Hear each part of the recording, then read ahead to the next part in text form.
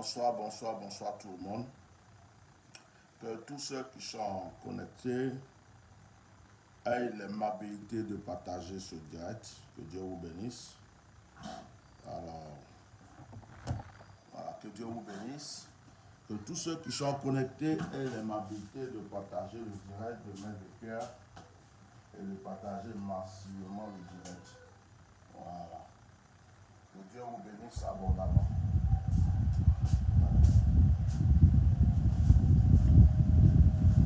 Oh, Jesus Christ.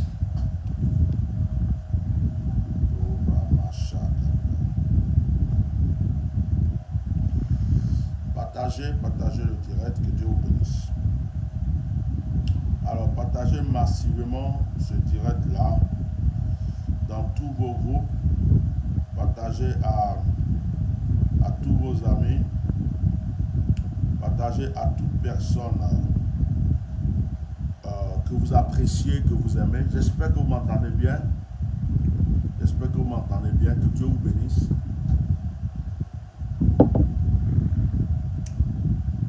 Alors, partagez s'il vous plaît. Que Dieu vous bénisse. Que le bon Dieu veille sur vous. Excusez-moi, je suis en train de faire mon partage à moi et je vais commencer. Que Dieu vous bénisse. Partagez parce que j'ai beaucoup de choses à dire. J'ai beaucoup de choses à dire. Il y a un proverbe français qui dit « Seuls les imbéciles ne changent pas ». Et il y a aussi,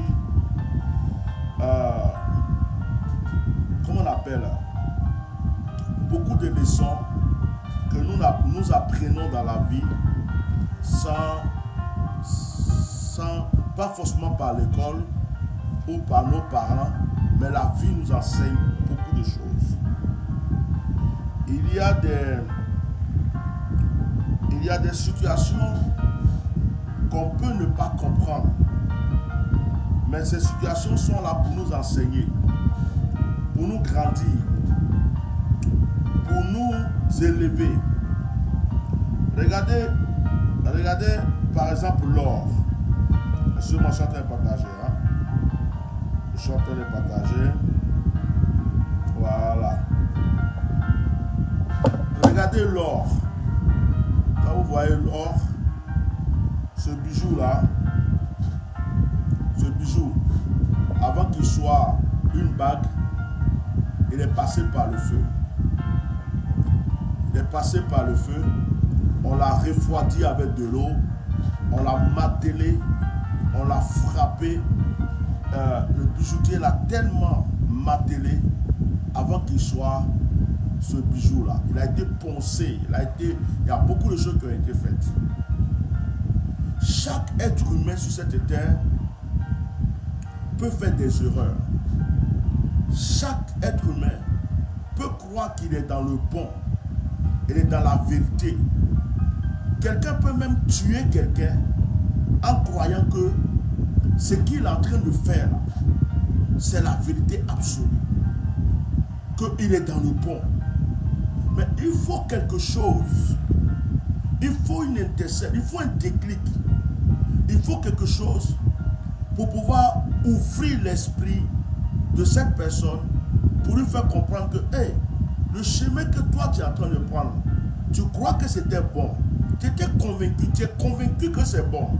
Mais en réalité, c'est un chemin qui t'amenait dans la perdition.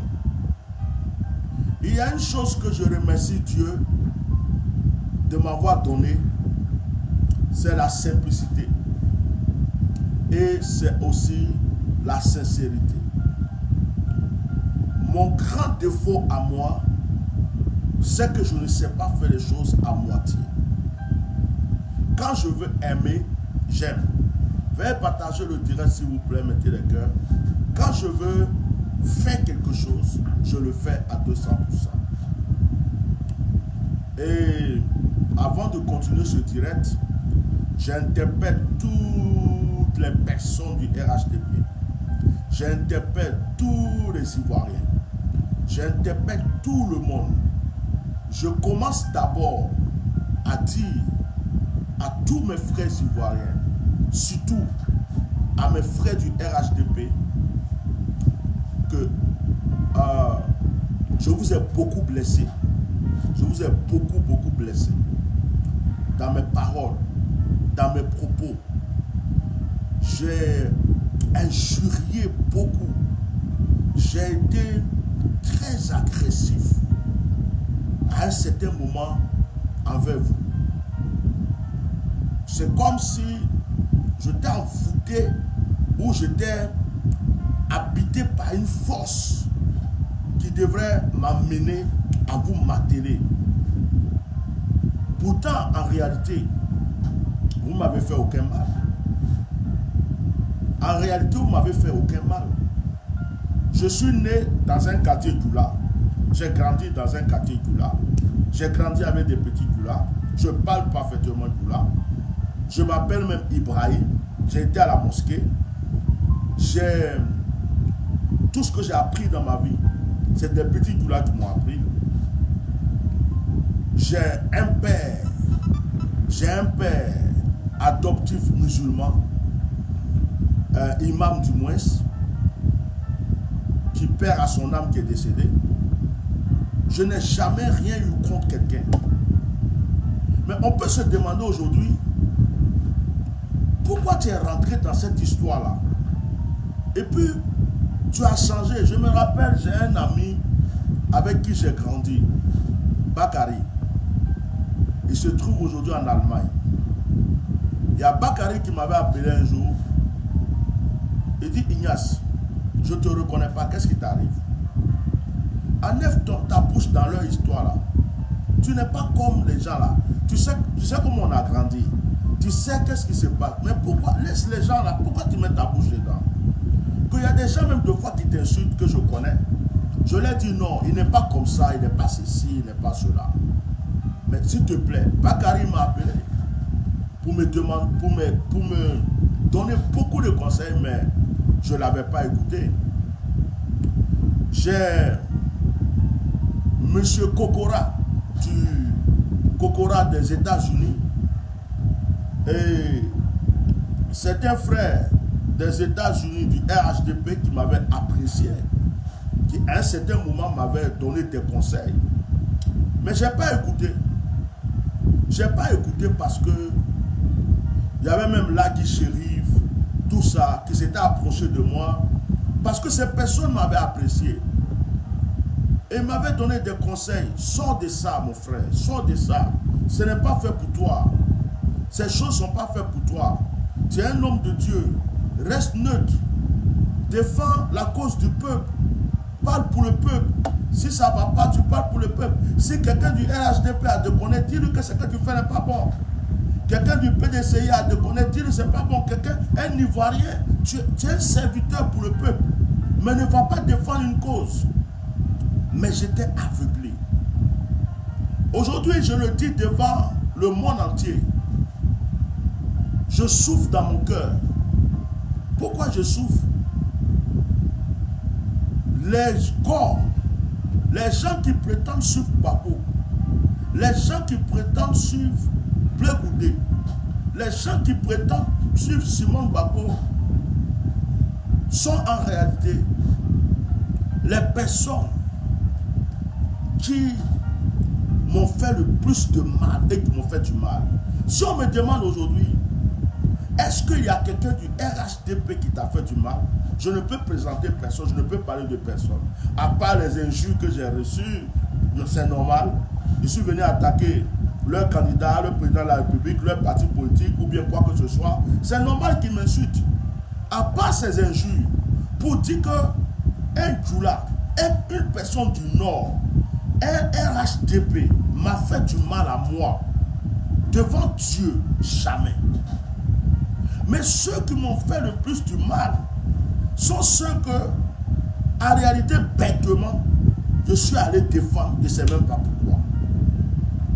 Je dis à tous mes frères ivoiriens, aujourd'hui, c'est comme une confession, car personne ne sait quand il mourra. Et je ne veux pas que mon nom reste dans la saleté. Je ne veux pas que mon nom reste dans les ordures. Je ne fais pas de politique. Je n'ai jamais fait la politique. Autant d'Oufoué, autant de Guéhi, autant de Babo. Babo Laurent, je ne l'ai jamais vu de mes yeux. Simone Babo, je ne l'ai jamais vu. Blé Goudé, je ne l'ai jamais vu. Soro Diop, je ne l'ai jamais vu. Alassane, je ne l'ai jamais vu. Je ne connais aucun politicien. Je n'ai jamais mangé 1 franc, 5 francs, 1 centime d'un politicien. Je ne me suis jamais assis avec un politicien pour discuter de quelque chose. Mais pourquoi je suis rentré dans ça? Parce que j'ai un cœur. Parce que je croyais que je défendais mon peuple. Parce que j'ai peut-être été aveuglé. Et c'est que Dieu même accepte que je sois aveuglé pour voir clair. Aujourd'hui, mes yeux sont ouverts. Aujourd'hui, mes yeux sont ouverts. Mes enfants, mes petits-enfants, mes arrière-petits-enfants, je crois s'ils écoutent mes conseils, ils ne feront jamais de politique.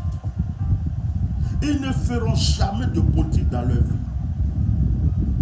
Je peux conseiller tout politicien. Je peux prier pour tout politicien. Je peux défendre la cause de mon peuple s'il y a une injustice. Mais dire que moi, je vais me mettre derrière un candidat. Moi, dire que je vais me mettre derrière quelqu'un, insulter quelqu'un, défendre quelqu'un, crier, c'est des choses. Il fallait que ça m'arrive dans ma vie. Il fallait que ça m'arrive pour que je comprenne quelque chose. Puisque depuis tout ce temps, je n'ai jamais fait de politique. Je suis en fait un gaou de la politique, un neutre qui est rentré dans quelque chose, qui se disait, je suis en train de défendre mon peuple. Je suis en train de défendre ma nation. Je suis en train de défendre mes frères. Je suis en train de défendre mes soeurs. Et pendant ce temps, certaines mauvaises personnes t'ont fait croire que telle personne-là, il est mauvais. Alassane, là, c'est un politicien. C'est un Burkinabé. Alassane, là, c'est un satané. Alassane a tué les gens. Est-ce que tu sais qu'Alassane a fait ça? Est-ce que tu sais que lui, là, c'est à cause de Alassane ceci, c'est à cause de Alassane cela? Mais toi, tu n'es au courant de rien. Toi, tu n'as rien vu. La seule chose, tu sais que Babo est en prison. Tu sais que Blé Goudé est en prison. Tu sais que Simon est en prison. Et puis, on te raconte des choses. Et tu aimes tellement ton pays, tu tombes dedans. Et puis tu te dis, je vais défendre mon pays. Je vais défendre mon pays. C'est ça qui m'a envoyé dans ça. Et cette bouche, je devrais prophétiser. S'il y a prophétisé pour Babo, je dois prophétiser pour Alassane. S'il y a prophétisé pour Alassane, je dois prophétiser pour Blé Goudé. Si j'ai révélé ou j'ai prié pour Soro, je dois aussi prier pour Alassane parce que je suis un homme de Dieu et parce que je suis un Ivoirien. Mais je reconnais devant le monde que j'ai pris un camp. Mais c'était le mauvais camp. Et Dieu a voulu que je sois dans ce camp pour voir clair et pour voir clair et pour savoir qui est l'homme. Quelles sont ces personnes? Qu'est-ce qu'ils cachent? Qu'est-ce qu'ils ont fait croire aux gens? Aujourd'hui, je découvre que le vrai problème de la Côte d'Ivoire n'a pas été Alassane Ouattara. Le vrai problème de la Côte d'Ivoire n'a pas été le PDC. Le vrai problème de la Côte d'Ivoire, peut-être que ce n'était pas Babo lui-même, mais ce sont les gens qui suivent Babo Laurent. Parce que je me suis mis parmi eux. Parce que je me suis battu avec eux. Parce que j'ai cru que je défendais leur cause. Parce que j'ai livré ma vie. Je me suis sacrifié. J'ai pris des injures sans même rien. En croyant que je faisais une bonne œuvre. Mais Dieu m'a aveuglé. Dieu m'a rendu bête pour que je puisse aller jusqu'au bout. Et aujourd'hui, j'ai mal. J'ai très mal. J'ai mal d'avoir insulté des frères pour rien. J'ai mal d'avoir agressé des Ivoiriens verbalement pour rien. J'ai mal d'avoir montré le doigt sur des gens pour rien. Je demande pardon à tout Ivoirien qui a été blessé par moi. Je ne regrette pas. Parce que Dieu m'a utilisé pour régler beaucoup de choses. Je ne regrette pas. Parce que Dieu m'a fait passer là aussi pour me former. Pour que je voie clair. Mais si je n'étais pas rentré là, peut-être que certains d'entre vous n'allaient pas me connaître. Si je n'avais pas fait toutes ces bêtises, sans le savoir, peut-être que certains de vous n'allaient jamais entendre parler de moi. Si je n'avais pas fait ces bêtises, sans le savoir, peut-être qu'on n'aura jamais su qu'il y avait un prophète qui s'appelait Bishop Melchisedec. C'est Dieu qui a voulu. C'est Dieu qui m'a permis de me sacrifier, de me salir. C'est lui qui m'a aveuglé pour que je fasse cela. Parce que je suis quelqu'un de très concret. Je suis pas hypocrite. Quand je veux faire quelque chose, je le fais avec mon cœur. Quand je veux aimer, j'aime. J'ai grandi au milieu des petits Goula, à Goulabougou. J'ai grandi en mangeant avec des petits Goula pendant le Ramadan, la Tabaski. Les petits Baoulés même n'avaient pas affaire à moi. C'est les petits Goula qui m'ont rendu ce que je suis aujourd'hui. Quand j'arrive même au pays, c'est eux qui sont derrière moi. Parce que ce sont mes frères, j'ai grandi. Mais ils m'ont fait quoi de mal? Bon, qui dans le RHDP m'a fait du mal? Qui m'a déjà trahi même?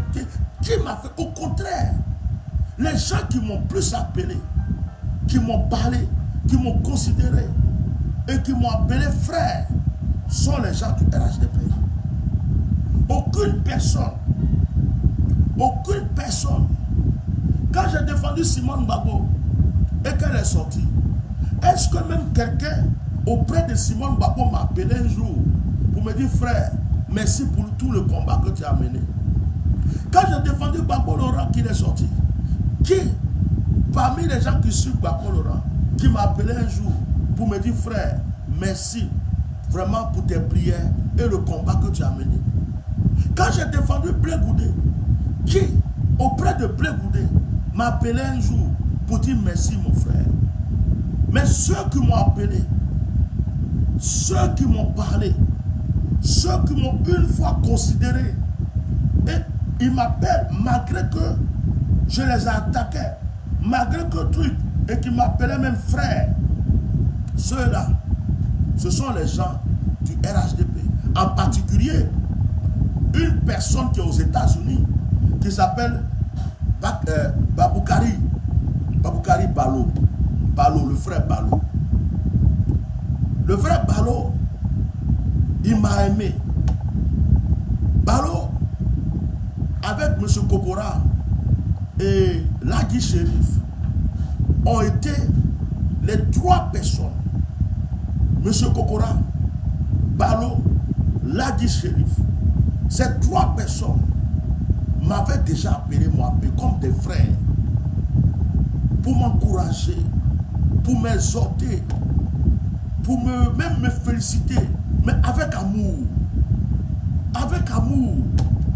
Et je vais vous dire aujourd'hui, les gens qui ont un cœur sont, j'ai remarqué dans mon propre parcours, sont ceux qui sont au RHDP. Parce que regardez le cas de Diony Patiko. Regardez le cas de tous ceux qui ont insulté. Quand ils font comme si on ne les a rien fait. Mais les gens, les gars qui suivent, comment on appelle, les gars qui sont dans l'histoire de Gbagbo Laurent ou Simone Gbagbo, eux, aujourd'hui il fait jour, demain il fait nuit. Ce sont ceux que même quand tu vas les défendre, Dès que tu as fini, quand ils t'ont dit merci, ou bien ils t'ont pas dit merci, ils ont oublié que toi tu les as dit. Regardez entre eux, ils se divisent, ils se mangent, ils se bouffent. Regardez même les hommes, mettez les cœurs s'il vous plaît, partagez ce direct. Regardez, avez-vous vu une fois un partisan du RHDP en train d'insulter Alassane Ouattara?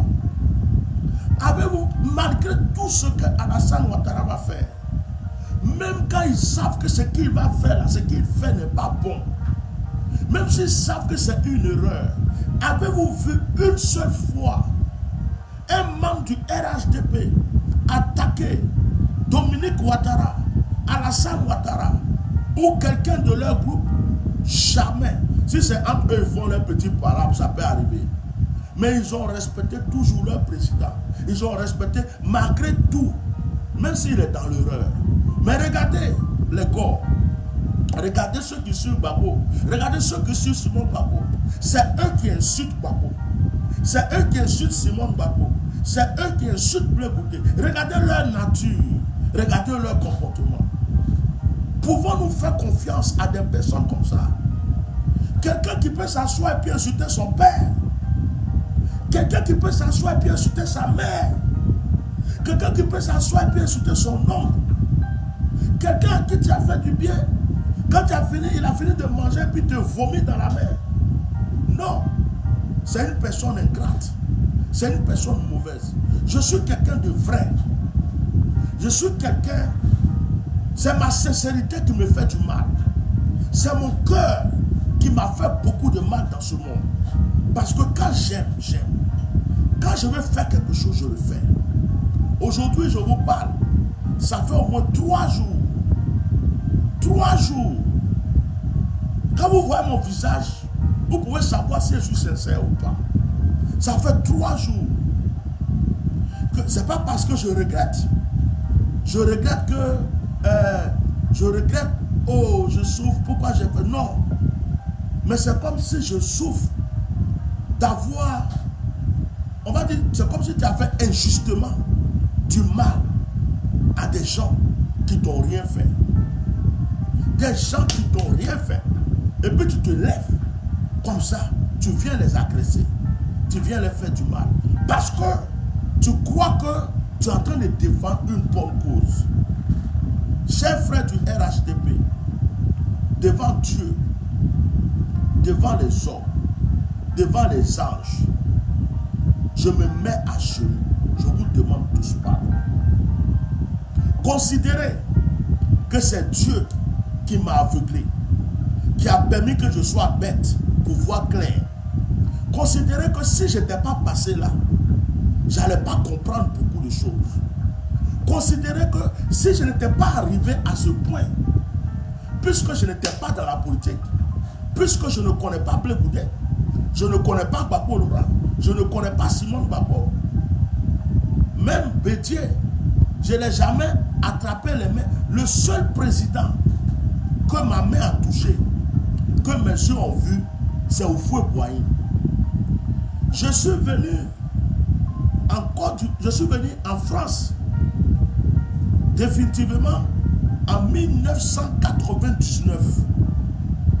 J'étais en France. Tous les événements politiques qui se sont passés en Côte d'Ivoire, ça ne me faisait ni chaud ni froid. Au moment où il y avait la crise, les rebelles, jusqu'à ce que Babo soit bombardé, jusqu'à ce qu'il soit en prison, je ne me suis jamais occupé de quoi que ce soit concernant la politique. Je ne connais aucun politicien qui va s'asseoir pour dire celui-là, on a déjà parlé ensemble. C'est comme si j'étais un peu aveuglé dans la chose. Mais, vois le cri de cœur de certains de tes frères.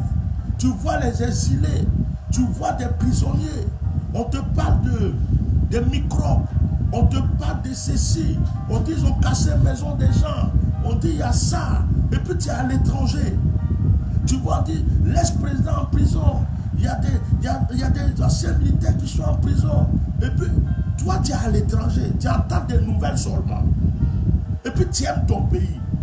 Ça m'a amené à rentrer dans ça. pour dire, bon, arrêtez ça.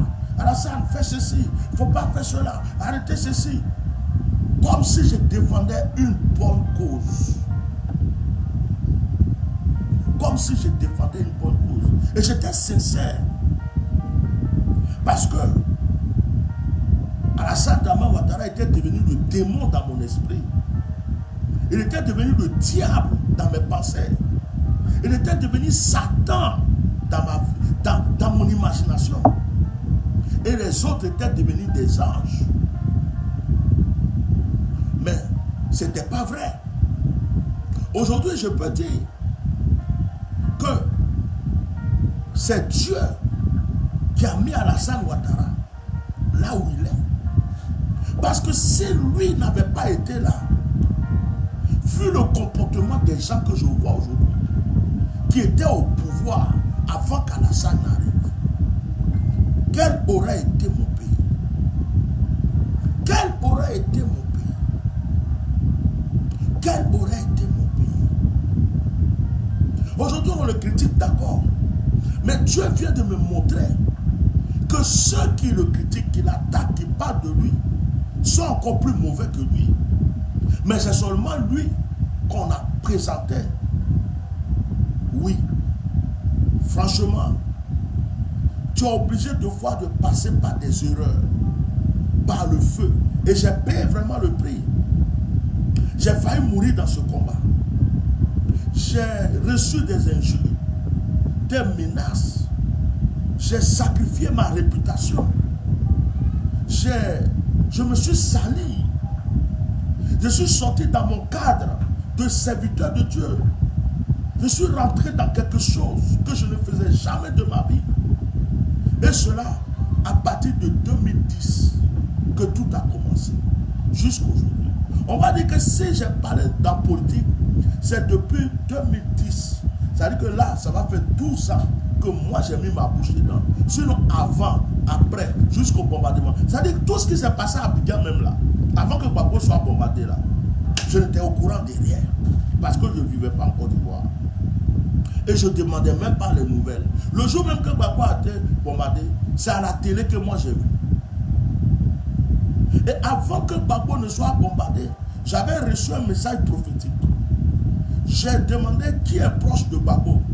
Quelqu'un m'a envoyé un email. Je ne sais plus c'est qui.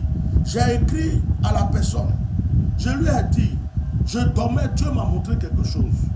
Dites au président Gbagbo d'arrêter ce qu'il est en train de faire, de sortir de ce combat, de laisser Alassane régner, et après, Dieu va le ramener.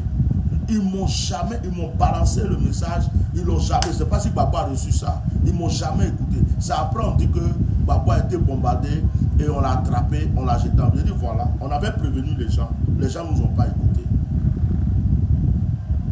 C'est la mort d'un enfant dans une piscine, par compassion, qui a fait que j'ai commencé à parler de mon pays. Après, à cause des microbes qui tuaient les gens, j'ai continué à parler. Quand ils ont cassé la maison des gens, ils sont dormis dans un cimetière, j'ai commencé à parler encore. Et après, l'histoire de Gbagbo qui est en prison, il ne sort pas. J'ai mis ma bouche dedans. J'ai mis ma bouche pour Simon Gbagbo. J'ai mis ma bouche pour Blé Goudé. J'ai mis ma bouche pour Sorodium. Je suis rentré dedans bêtement comme ça. Sans rien. Ce n'est pas quelqu'un qui m'a envoyé une enveloppe. Ce n'est pas quelqu'un qui m'a dit parle. Ce n'est pas quelqu'un qui m'a donné des renseignements. C'est moi-même qui me suis levé. J'ai dit je vais défendre mon pays. Et pour moi, j'étais en train de défendre une bonne cause. Mais aujourd'hui, j'ai compris que le peuple est manipulé. Celui qui souffre, c'est le peuple. Celui qui souffre, c'est le peuple. Je préfère m'asseoir, parler pour dire hey, faites telle chose pour que les jeunes travaillent. Diminuez le prix de l'électricité. S'il vous plaît, faites de sorte qu'il y ait telle chose pour améliorer ça.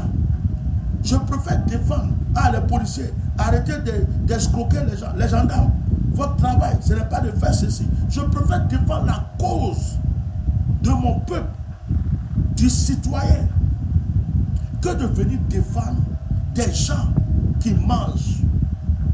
Ils mangent, leurs enfants mangent, leurs petits-enfants mangent, leurs arrière-petits-enfants mangent. et qui se connaissent depuis longtemps. Gbagbo connaît Alassane plus que tout le monde. Alassane connaît Gbagbo plus que tout le monde. Blé Goudé connaît Soro plus que tout le monde. Soro connaît Blé Goudé plus que tout. Ils se connaissent. Quand ces personnes s'appellent, on n'est même pas au courant qu'ils se sont appelés. Quand ils causent, on ne sait même pas ce qu'ils se sont dit. Le plan qu'ils ont prévu, on ne sait pas. Et puis, on vient rentrer dedans comme ça. Hein? Oui. Dieu m'a utilisé, comme quelqu'un le dit. Dieu m'a utilisé pour aider des gens, pour dire des choses qui se sont accomplies, pour soutenir des gens. Mais j'aurais peut-être pu mener ce combat autrement. D'une manière neutre. D'une manière neutre. Parce que si j'étais tout le temps en train de frapponner le RHDP et que jamais j'ai frapponné le GPS, comment on appelle, les gens de Blé Goudé, les gens de Gbagbo, j'ai jamais frapponné Gbagbo, mais j'ai toujours crié sur Alassane. C'est que je n'étais pas neutre. C'est que j'étais dans un camp. C'est que j'étais dans un groupe. Parce que ma même bouche là, qui va dire les vérités à Alassane, devrait dire les vérités à Gbagbo, devrait dire les vérités à Blé Goudé, devrait dire les vérités à Simon Gbagbo. Cette bouche. Mais aujourd'hui, j'ai compris que la politique est un poison. Il y a ceux qui sont nés pour faire la politique. Ils sont comme en train de faire du cinéma. Ils sont en train de jouer un rôle. Ils sont en train de faire leur film. Ils ont fait des études pour ça. Mais nous, ce qui nous intéresse, qu'est-ce que le peuple va manger? Comment le peuple va s'habiller? Comment il va dormir? Comment mon jeune frère qui a fait des études va avoir du travail? Comment ma jeune soeur qui a une formation peut entreprendre? Comment est-ce qu'on va faire que l'électricité, le prix de l'électricité baisse? Comment on va faire de sorte qu'au marché, les denrées soient, comme on appelle, moins chères? Comment on peut faire pour que le prix du cacao avance, soit plus cher? Comment le prix du café? Comment est-ce que le pays va être encore développé? Comment on peut faire pour que nos villages soient développés? Les jeunes qui sont... C'est-à-dire que c'est ces sujets qui sont importants. Mais venir s'asseoir et puis défendre un homme, défendre un parti politique, franchement, c'est l'une des choses les plus bêtes de ma vie que j'ai fait. Aujourd'hui, je suis neutre. S'il y a des gens qui ont raison sur moi, qui devraient m'en vouloir, qui devraient m'insulter, qui devraient même faire ce qu'ils veulent de ma vie, ce sont les gens du RHDP, parce qu'ils ont ce droit. Et c'est les seules personnes qui ont reçu des coups de ma part. Pourtant, ces personnes-là ne m'ont jamais attaqué.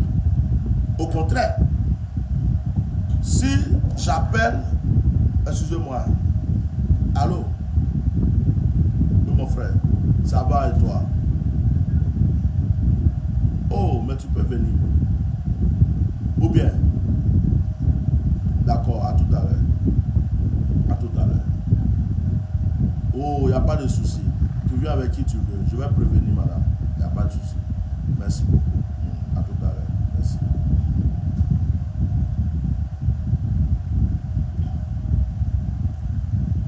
Donc, je disais que aujourd'hui, dans la Bible,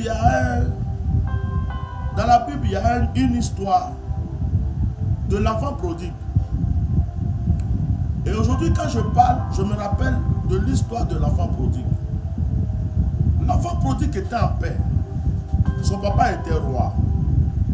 Moi, j'étais en paix. Je suis un petit baoulé de Yamoussoukro. Jusqu'en 2006, 2000, je ne sais pas quoi, je partais au pays. Je suis à Yamoussoukro. Mes amis, j'ai même des amis qui sont gros bras dans UTB, d'autres ont fait, ils sont là, ils me connaissent parce que j'ai grandi avec eux. Ça m'escortait, on se promenait ensemble, on parlait ensemble, j'avais pas de soucis. Et puis, l'enfant prodigue était à l'aise. L'enfant prodigue était dans le palais. Un jour, l'enfant prodigue s'est levé. Il est rentré dans une chose bizarre. Il dit, papa, donne-moi mon héritage. Moi, je vais aller connaître la vie. Il a pris tout son héritage. Et puis, il est parti. La Bible dit, c'était pour lui une manière de connaître le monde. Il est parti, il a gaspillé son héritage. Il a dépensé son héritage. Il n'avait plus rien. Jusqu'à il est parti travailler dans un élevage de porcs. Mettez les cœurs s'il vous plaît, partagez le direct. Il est allé travailler dans un élevage de porcs. Et tellement il avait faim, il voulait manger la nourriture des porcs. Mais on lui refusait cette nourriture.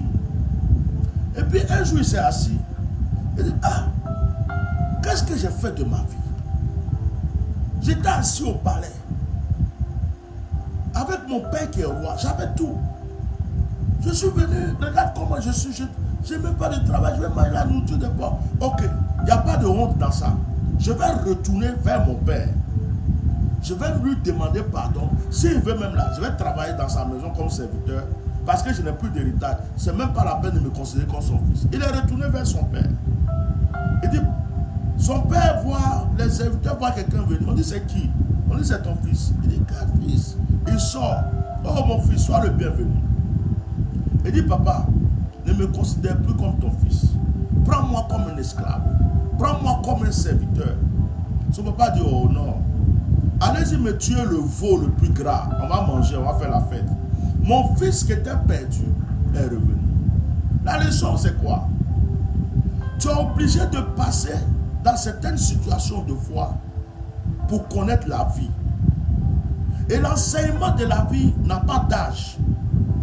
On peut avoir 90 ans et puis il y a des choses qu'on ne sait pas de la vie. On peut avoir 50 ans, 60 ans, mais on a besoin encore d'apprendre de la vie. J'étais aveuglé. J'ai cru que l'amour de mon pays m'avait mis au bon côté. Je ne reproche rien aux gens du PDCI. Mes parents étaient PDCI. Aucune personne du PDCI ne m'a fait du mal un jour. Je ne reproche rien même, aujourd'hui même. Et puis quand je vois ce qui se passe, je comprends mes frères du Nord. Je comprends mes frères du Nord. Je comprends même pourquoi il y a eu la rébellion. Je comprends pourquoi il y a eu la guerre. C'est aujourd'hui que je comprends. Parce que quand des gens se croient plus importants que d'autres, quand des gens pensent que la tête d'une nation les appartient à eux seulement, quand des gens sont quelque part et puis ils disent qu'on ne peut pas leur parler. Regardez aujourd'hui, si tu dis une vérité aux gens de l'Ogor, que toi-même tu avais défendu quoi, ils savent que c'est une vérité. De la manière qu'ils vont venir t'insulter, on dirait que, ça dit, il faut toujours dire les choses dans leur sens. Il faut toujours dire les choses comme ils veulent l'entendre. Mais imaginez, je ressens la douleur de mes frères du Nord. Je ressens la douleur de mes frères musulmans. Je ne savais pas que c'était comme ça. Parce que je suis en train d'imaginer comment des gens les ridiculisaient. Comment des gens voulaient les empêcher de parler. Comment est-ce que... Parce que ça n'a pas... En fait, ce qui s'est passé, ce n'était pas arrivé au temps d'Oufoué. Oh, moi, j'ai vécu le temps d'Oufoué. C'est le temps d'Oufoué que j'ai vu. Et dès qu'Oufoué est mort, et qu'il y a eu le coup d'État là, en 99, moi, je suis venu en France. Donc, tout le reste, je n'ai pas vu. Je n'ai pas vu que des frères du Nord, parce qu'avant, le Goulao, le musulman, Nord, Sud, même un Burkinabé qui vient d'arriver en Côte d'Ivoire, on mangeait ensemble, on buvait ensemble. Quand c'est Noël, on mange ensemble. Quand c'est le Ramadan, on mange ensemble. On faisait tout. Il y avait la paix, il y avait la tranquillité. Je ne savais pas que quand certaines personnes sont venues au pouvoir, mes frères du Nord souffraient. Ils ne pouvaient plus rien dire. Ils ne pouvaient plus rien faire. Je ne savais pas. Je ne savais pas. Mais par le peu que je viens de vivre avec ces personnes, je m'imagine la souffrance de tout le Nord. Je m'imagine la souffrance de tous les musulmans. Je m'imagine pourquoi il y a eu la rébellion. C'est pas facile. Parce que la Côte d'Ivoire appartient à tous les Ivoiriens. Aux chrétiens, aux musulmans, aux gens du nord, aux gens du sud, aux gens de l'est, aux gens de l'ouest. Et au temps d'Oufoué, c'était ça. Mais quand il y a des gens qui vont venir, qui vont taper leur poitrine, on ne peut plus parler, on ne peut plus rien dire. C'est leur pays, c'est leur terre. Tu es qui? Et puis leur président est comme un dieu. Si tu as parlé, tu es en prison. Si tu dis quelque chose de ceci, tu ne peux plus faire cela. Tu n'as plus aucun droit. Mais tu dis, mais attends. Donc ce n'est plus mon pays. Même si je suis d'origine burkinabé, je suis né ici. J'ai grandi ici. Mes enfants sont nés ici. Ils ont grandi ici. Ce n'est pas parce que je suis musulman. Ce n'est pas parce que je porte boubou. Ce n'est pas parce que je suis burkinabé d'origine ou malien d'origine que ce pays n'est pas mon pays. Je l'ai adopté, j'ai investi, j'ai marié une femme ici, j'ai tout. Comme un Africain qui va en Europe, qui a la nationalité française, il est français. Donc mes frères ont vécu beaucoup de douleurs. Mes frères du Nord ont été vraiment des victimes. Et c'est dommage que cela soit arrivé. Aujourd'hui, je suis le frère de tous les Ivoiriens. Je suis le frère de tous les Ivoiriens. Je suis la même personne qui était née à Yamoussoukro, qui a grandi à Koulabou.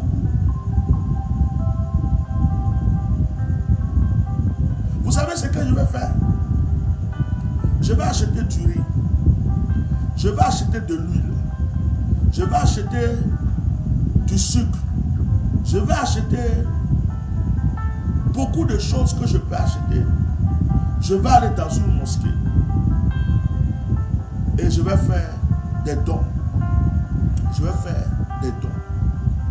Je vais donner aux pauvres. Je vais donner aux mendiants. Et je vais demander aux imams de prier pour moi. Je vais leur dire de faire des sourates, de prier et de demander à Dieu de me bénir. Je vais le faire. Vous savez pourquoi je vais le faire? Parce que ça va libérer ma conscience. Ça va libérer ma conscience. Et me rappeler que je suis né à Koulabou. C'est grâce à Bakari, Abou, Isiaka, Adama que je suis la personne que je suis. Mais qu'à un certain moment, pour des choses bêtes, c'est comme si je les ai marchés dessus. Je les ai écrasés. Un imam, pendant mes moments d'épreuve, où tous les chrétiens m'avaient rejeté, l'imam Sissé m'a pris comme son fils. Il a prié pour moi. Il appelait les enfants de l'école coranique. Il achetait des womis, des beignets. Les enfants sont assis avec le Coran. Et puis ils prient pour moi. Le matin jusqu'au soir. Un imam l'a fait pour moi. Un imam l'a fait pour moi. Il m'a présenté à toute sa famille. Il dit, celui-là c'est mon fils. Pourtant j'étais chrétien.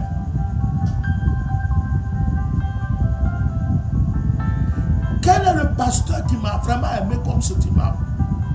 Quelle est l'église qui m'a fait du bien comme cet imam? Quel est celui de l'ouest qui m'a aimé comme cet imam? Non. Il fallait que Dieu m'aveugle, que j'aille jusqu'au bout, au fond de la chose. Je remercie Dieu d'avoir donné longue vie à Alassane Ouattara. J'ai donné beaucoup de révélations qui se sont accomplies. Sauf concernant le départ d'Alassane. Dieu a multiplié ses jours. Je remercie Dieu d'avoir augmenté les jours d'Alassane Ouattara. Je remercie Dieu. Pourquoi? Si Dieu n'avait pas augmenté les jours d'Alassane Ouattara, j'allais rester dans l'aveuglement. J'allais croire que des personnes sont bonnes. J'allais croire que des personnes sont saintes. J'allais croire que des personnes sont pures. J'allais croire qu'il y a un camp qui est bon et il y a un camp qui est mauvais. C'est parce que quelqu'un veut venir à l'écran. Donner longue vie à Alassane Ouattara. C'est parce que Dieu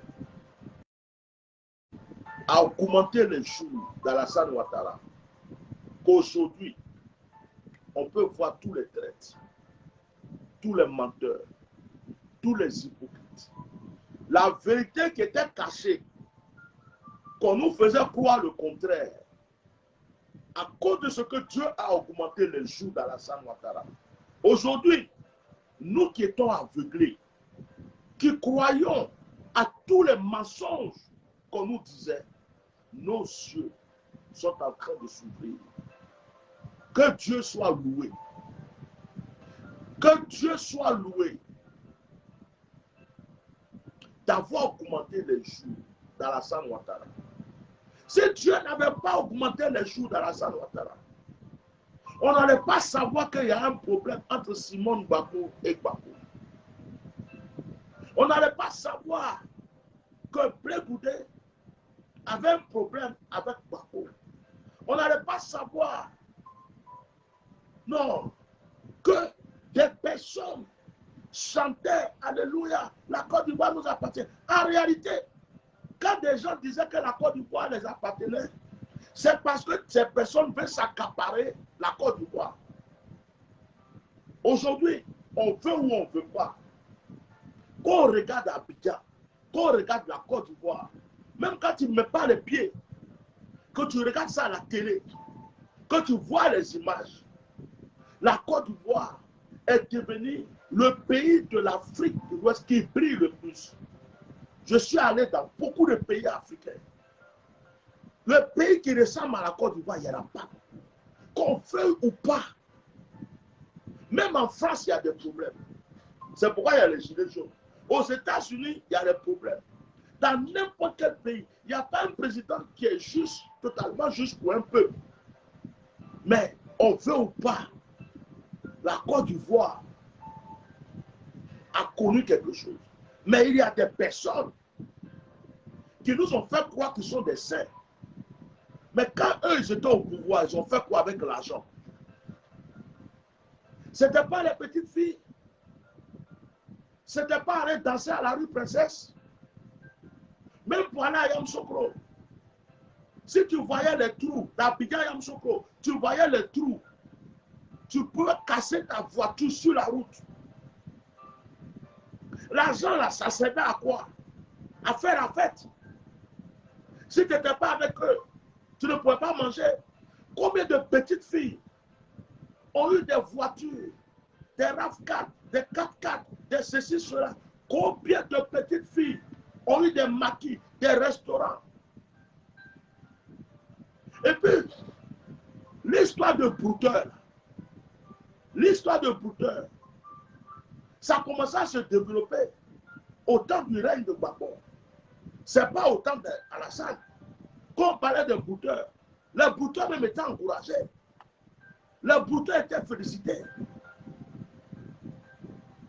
Les RAV4, les ceci. Et puis il y a des Ivoiriens qui ne pouvaient pas parler.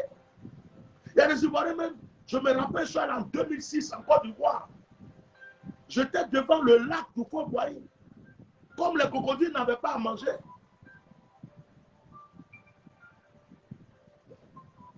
Quand j'ai parlé de pourquoi comment on appelle ça, les crocodiles n'ont pas à manger, je me rappelle qu'il y a un militaire en civil qui m'a dit que je parlais contre le président alors que je n'avais rien dit. J'ai failli avoir de grands problèmes. Et j'ai quelqu'un de mes neveux qui m'a dit, hé, tonton, actuellement, on ne peut pas parler dans le pays, il ne faut rien dire. Mais aujourd'hui, est-ce que c'est là vraiment la vraie tension? Frère, Je ne suis pas venu me justifier. Je ne suis pas aussi venu lécher les pieds de quelqu'un. Je ne suis pas aussi venu faire le mendiant. Je veux juste que ma conscience soit tranquille. Je ne veux pas être RHDP. Non. Je ne veux pas être PDCI. Je ne veux pas être FPI. Je ne veux pas être... C'est-à-dire, je ne suis personne, je n'appartiens à personne. C'est ma propre bouche. J'ai pris pour dire des choses. Et c'est cette propre bouche que je viens dire aux gens. Mes yeux se sont ouverts. C'est pour ma conscience à moi. Mais pour dire que je me suis levé aujourd'hui pour dire que je vais être RHDP, je n'appartiendrai à jamais à aucun parti politique. Si quelqu'un du RHDP a besoin de moi pour une prière, pour un conseil, pour quoi que ce soit, c'est mon frère. Quelqu'un du PDCI, c'est mon frère. Quelqu'un du FPI, c'est mon frère. Quelqu'un du GPS, c'est mon frère. Mais quand Blé Goudé était ami avec Soro, je n'étais pas là. Quand Babo était ami avec Alassane Ouattara, je n'étais pas là. Quand Bédié était ami aussi avec l'un ou l'autre, je n'étais pas là. Donc, je n'ai rien à voir dans leur histoire. Que ce soit Alassane, que ce soit Blé Goudé, que ce soit n'importe qui, ou bien un futur président.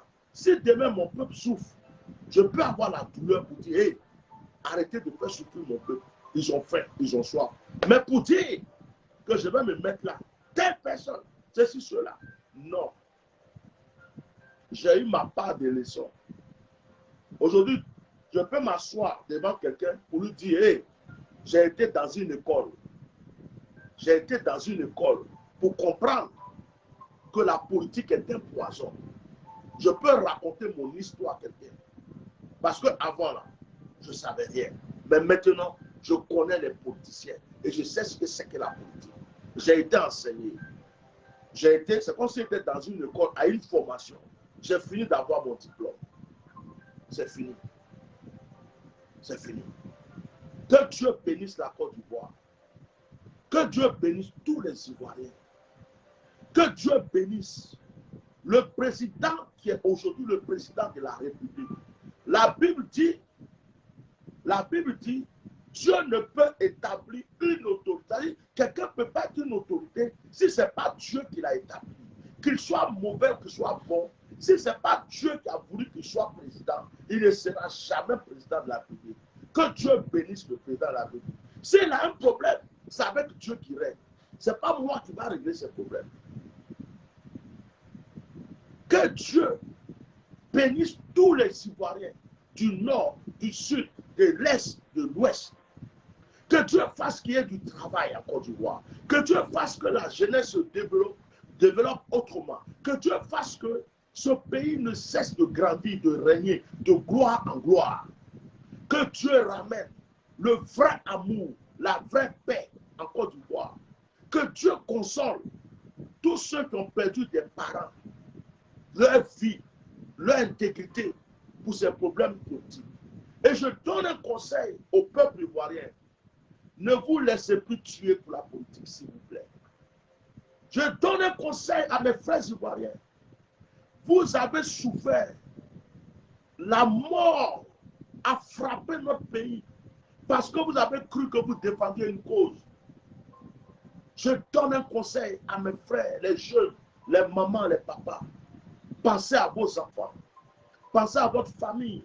Pensez à comment vous allez réussir, construire votre maison, avoir vos voitures, vos terrains. Ne vous tuez plus pour un politicien, quel que soit le parti politique. Ne vous levez plus jamais pour aller dans la rue.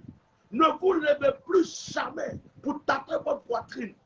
Jamais, jamais, jamais. Ne faites plus ça. Laissez les politiciens régler leurs problèmes. Occupez-vous, je parle au peuple, occupez-vous de vos enfants. Occupez-vous de ce que vous allez manger, de comment les éduquer. Laissez les politiciens, ils se connaissent, c'est entre eux. Laissez-les. Ne vous laissez plus manipuler. Ne vous laissez plus manipuler. Celui qui va venir vous dire qu'il est bon n'est pas mieux que l'autre. Celui qui va venir vous dire que l'autre est mauvais est certainement même plus mauvais que celui dont il est en train de parler.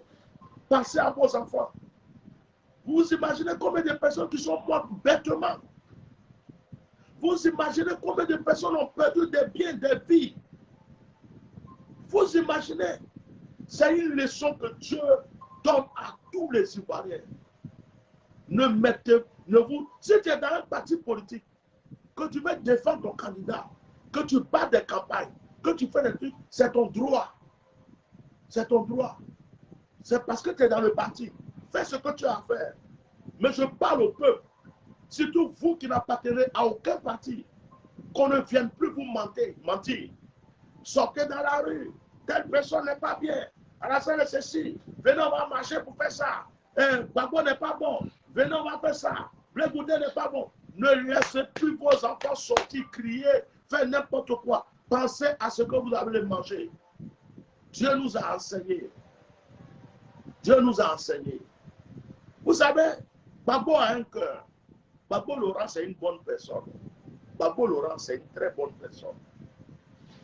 Mais les gens qui suivaient Gbagbo Laurent, les personnes qui étaient autour de Gbagbo Laurent, les personnes qui étaient autour de Gbagbo Laurent, aujourd'hui, on voit leur vie et leur cœur. C'était des personnes très méchantes, mauvaises. C'est pour ça que Dieu même les a arrachés le pouvoir. Ce n'était pas Gbagbo le problème. C'était les gens qui suivaient Gbagbo. Assoiffés de pouvoir. Assoiffés, orgueilleux, arrogants. Ça dit que si Dieu n'avait pas fait ça, je me demande même si un Baoulé pouvait parler aujourd'hui en Côte d'Ivoire. Je me demande même si un Atier, un Ébrié pouvait ouvrir sa bouche en Côte d'Ivoire. Parce qu'aujourd'hui, je sais à qui nous avons eu affaire. Et comme Dieu sait tout, c'est pourquoi Houphouët-Boigny n'était pas bête. Pourquoi il a permis qu'Alassane soit là?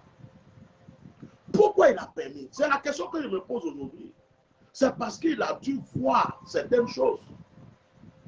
C'est parce qu'il a dû voir certaines choses. Gbagbo n'est pas mauvais. Gbagbo n'est pas mauvais. Et puis ce qui se passe entre Gbagbo et Alassane, c'est leur problème, ils se connaissent. Ce qui se passe entre Alassane, Gbagbo et Pétier, c'est leur... Ils se connaissent depuis longtemps. Ils savent qui est qui. Mais le peuple a quoi à voir dedans. Ne vous laissez plus manipuler. Ne revivons plus ça. Si quelqu'un veut faire 10e mandat, il n'a qu'à faire. Si les autres l'ont laissé faire. Si quelqu'un veut faire 50 mandats, il n'a qu'à faire. Tant que vous mangez, tant que vous buvez, tant que vos enfants vont à l'école, tant que vous pouvez avoir vos terrains, vos maisons, construire votre vie, c'est l'essentiel. Laissons les politiciens faire leur politique. Tout ce que nous avons fait, c'est prier pour eux, prier pour notre nation, prier pour notre peuple. Si tu appartiens à un parti politique et que tu veux défendre les causes de ton parti politique, c'est ton droit. C'est ton droit. Que Dieu vous bénisse. Et je regrette vraiment le mal que beaucoup ont eu. À partir d'aujourd'hui, je vous parle, ma conscience est libérée de beaucoup de choses. Je redeviens le Étienne Ignace qui était avant d'ouvrir sa bouche. Je redeviens la personne qui passait sur son temps à prier pour les gens. Je redeviens la personne qui regardait les politiciens qui passaient, qui n'avaient aucun affaire, rien à voir avec eux. En tout cas, j'étais tranquille en ce moment. Mais il fallait que je vive des choses pour comprendre des choses. Et j'ai reçu le diplôme, j'ai reçu l'enseignement, j'ai été formé, je suis bien assis. Je peux être conseiller d'un politicien. Je peux prier pour un politicien. Je peux jeûner, prier pour lui. Je peux, s'il demande des conseils sur une chose, je peux. Je peux être porte-parole du peuple. Mais pour dire je défends un parti, jamais. Je suis neutre. Je suis monsieur neutralité à partir d'aujourd'hui. Que Dieu vous bénisse. Vive la Côte d'Ivoire. Permettez-moi de faire une prière. Permettez-moi de faire une prière en tant que serviteur de Dieu pour terminer ce direct. Dieu Tout-Puissant, Créateur du ciel et de la terre. Souvent nous passons par le feu, nous passons par beaucoup d'erreurs et tu le permets toi-même. avant que nos yeux ne s'ouvrent. C'est toi qui as permis qu'Israël soit esclave pendant 40 ans en Égypte. C'est toi qui as permis que Joseph soit dans le puits, soit dans la prison avant d'être premier ministre. C'est toi aussi qui as voulu. Pour qu'un jour mes prières portent mon peuple, tu as voulu que je connaisse les êtres humains, le peuple, et que je sache c'est quoi la politique avant de pouvoir adresser de bonnes prières pour qui que ce soit. Aujourd'hui, je te remercie pour l'enseignement que tu m'as donné. Je bénis tous mes frères musulmans, tous mes frères chrétiens, tous mes frères de n'importe quel parti politique. Et je prie que la paix totale vienne dans ma nation. Je prie pour le roi et je prie pour tous ceux qui font la politique, quelle que soit leur race. Je suis neutre parce que tu m'as formé.